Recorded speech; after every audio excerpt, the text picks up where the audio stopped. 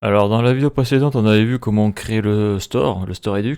Donc là, dans cette vidéo, on va voir comment on obtient le state du store. Donc pour ça, il y a plusieurs méthodes. Et donc là, la première méthode pour accéder au state, c'est getState. Donc ça renvoie l'arborescence des états actuels de l'application. Il est égal à la dernière valeur envoyée par le réduceur du store. Donc là, je clique ici. Donc là, on tombe dans API Reference. Donc c'est au niveau du store. Et là, on a les store méthodes. Donc là, c'est getState. On l'avait vu dans le console log lorsque j'avais mis la variable store dedans. On avait un getState, on avait un dispatch. Donc voilà. Donc on va voir ça dans Visual Studio Code. Comment on fait ça? Donc là, je fais un petit espace.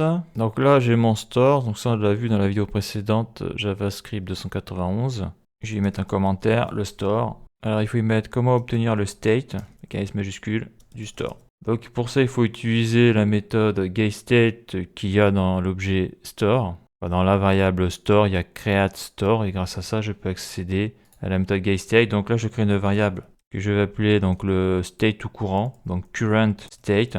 Donc dedans, je vais utiliser ma variable store. On avait vu ce qu'il y avait dedans, mais là, je vais le remettre, c'est intéressant. Voilà, et ce que l'on a dans la variable store, donc on a la méthode createStoreReducer.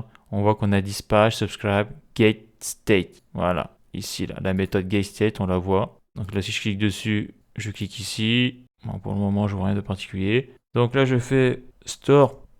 J'utilise la méthode getState.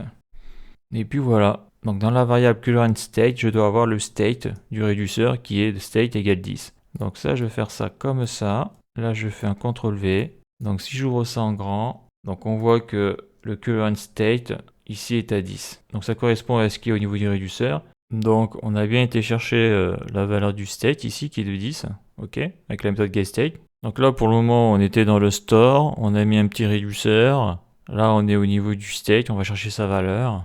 Donc il y a encore pas mal de trucs à voir. Et donc la suite dans la prochaine vidéo.